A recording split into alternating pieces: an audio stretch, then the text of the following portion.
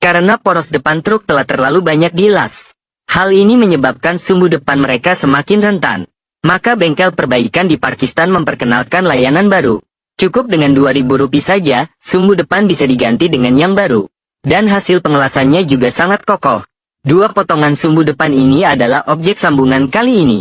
Meskipun poros depan yang terputus semuanya adalah logam bekas. Namun, potongan separuh yang masih memiliki panjang yang tersisa adalah harta karun.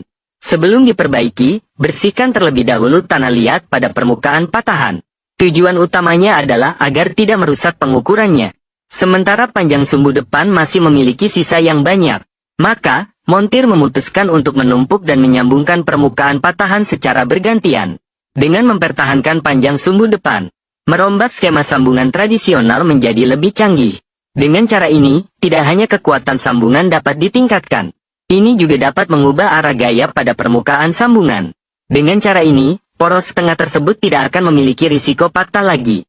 Setelah menandai titik potong pada permukaan yang retak, master juga perlu membandingkan kembali dua potongan jembatan depan berulang kali. Setelah memastikan tidak ada kesalahan, potong permukaan yang retak dengan asetilen.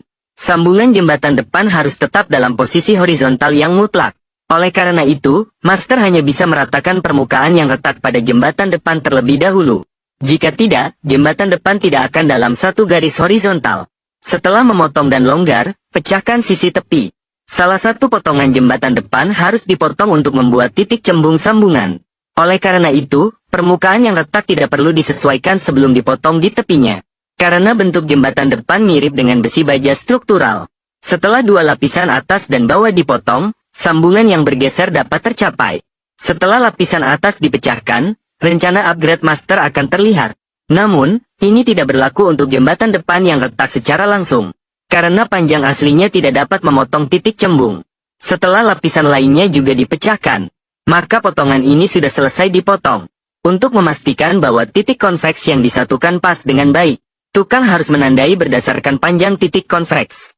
Saat ini sisi depan jembatan bisa mengulang permukaan cekung dengan data yang sama. Dan celah sambungan bisa dikontrol sekecil mungkin.